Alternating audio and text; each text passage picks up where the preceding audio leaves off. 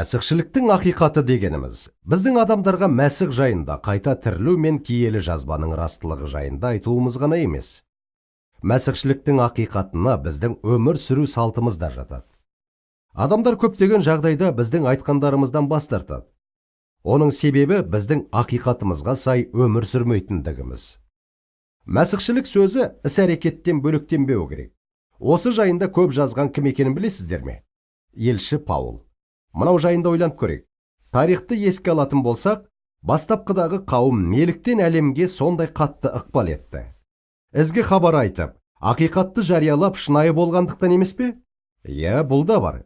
Бірақ қараңыздар, Паул неліктен осы жайында Салоникалықтарға арналған бірінші хаттың 2-ші тарауы 8-ші аятында былай деген: осылай жақсы көріп, Құдайдың ізгі хабарын ғана жеткізген жоқпыз, жүрегімізді де алдарыңа жайып салдық. Сіз былай дерсіз: көрдіңіз бе, шындықты уағыздау қажет, ізгі хабарды уағыздау қажет. Тоқтай тұрыңыз. Құдайдың ізгі хабарын ғана жеткізген жоқпыз, жүрегімізді де алдарыңа жайып салдық. Яғни өмірімізді. Паулды тыңдайық. Біздің өмір сүру салтымыз Иса Мәсіхті уағыздауымыздай маңызды.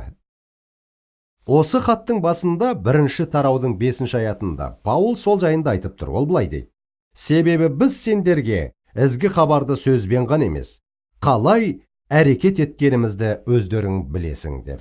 Елші мынау жайында айтып тұр: біздің өзімізді ұстауымыз адамдарға деген қарым-қатынасымыз, біздің сөздеріміздің ақиқат екендігінің дәлелі болып табылады. Біздің өмір сүру салтымыз бен уағыздауымыздың арасында үйлесімділік болу керек. Егер адамдар мұны біздің өмірімізден көрмесе, біздің жариялағанымызға сенбеуіне құқықтары бар.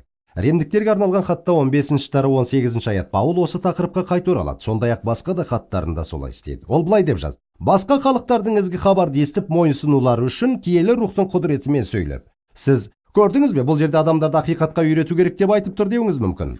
Бірақ қараңыз, елші басқа халықтарды сенімге, сөзімен және ісімен алып келгені жайында жазды. Біздің қалай сенетініміз бен қалай өмір сүретініміз арасында келіспеушілік болмау керек. Мәсіх жайында куәлік етуіміз қарым-қатынас негізіндегі сөзіміз бен ісімізді білдіреді. Бірақ көбінесе осы екеуін біріктіру қолымыздан келмей жатады.